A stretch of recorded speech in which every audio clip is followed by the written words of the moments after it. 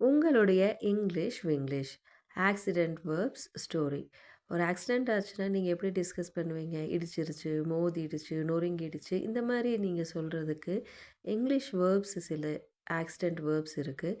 அதை ஈஸியாக புரியறதுக்காக ஒரு குட்டி ஸ்டோரி மூலிமா நீங்கள் கற்றுக்கலாம். அன்று காலை சாலையில் போக்குவரத்து அதிகம். ஒரு கார் சற்று கவனம் சிதறி சாலையோர கம்பத்தை மோதியது. அப்போது மோதியது அப்படிங்கிறது ஹிட் அப்படின்னு நீங்கள் சொல்லலாம். மோதியதுக்கு ஹிட்.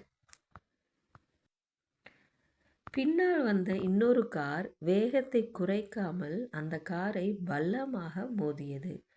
பலமாக மோதியதுக்கு ரேம்டு. பலமாக மோதியது ரேம்டு. இரண்டு வாகனங்களும் கட்டுப்பாட்டை இழந்து சாலையின் நடுவில் பெரும் விபத்துக்குள்ளானது. பெரிய விபத்துன்னு சொல்கிறாங்க இல்லையா, அதுக்கு கிராஷ்டுன்னு நம்ம யூஸ் பண்ணுறோம். கொலைடட்.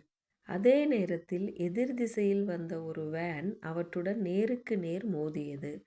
ரெண்டு வண்டியும் நேருக்கு நேர் மோதிச்சுன்னா அந்த இடத்துல நம்ம கொலைடட் அப்படின்னு சொல்லணும். கொலைடட். ஸ்மாஷ்டு. சத்தம், சிதறல், கண்ணாடிகள் உடைந்து வாகனங்கள் சிதறி மோதின. ஒரு ஆக்சிடெண்ட் ஆகும்போது சத்தம், கண்ணாடி சிதறது, எல்லாம் உடையிறது, அந்த இடத்துல ஸ்மாஷ்டுன்னு நம்ம யூஸ் பண்ணணும். வேகத்தில் இருந்த ஒரு லாரி தடையை கவனிக்காமல் கூட்டத்துக்குள் வேகமாக புகுந்து மோதியது. புகுந்து மோதியது அப்படின்னா ப்ளவுட் இன்டு. இரு சக்கர வாகனம் ஒரு பாதசாரியை தள்ளி மோதியது. Knocked into. தள்ளி மோதியது அப்படிங்கிற மீனிங்க்கு நாக்டு இன்டு. ஸோ இந்த மாதிரியான வேர்ப்ஸ் எல்லாம் நீங்கள் இங்கிலீஷில் பேசும்போது யூஸ் பண்ண ஆரம்பிங்க.